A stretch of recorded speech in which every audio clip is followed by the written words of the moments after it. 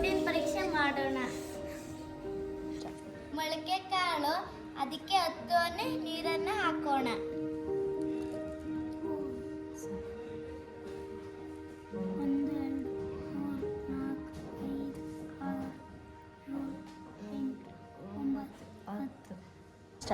ಇದಕ್ಕೆ ತಾಮ್ರದ ಸಲ್ಫೇಟ್ ಹಾಕೋಣ.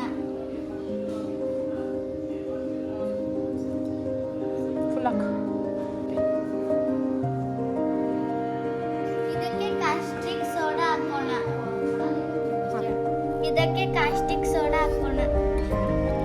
ಯಾವ ಬಣ್ಣಕ್ಕೆ ತಿರುಗಬೇಕು? ನೇರಳೆ ಬಣ್ಣ. ತಿರುಗ್ತಿದ್ಯಾ ನೋಡಿ, ನೇರಳೆ ಬಣ್ಣಕ್ಕೆ.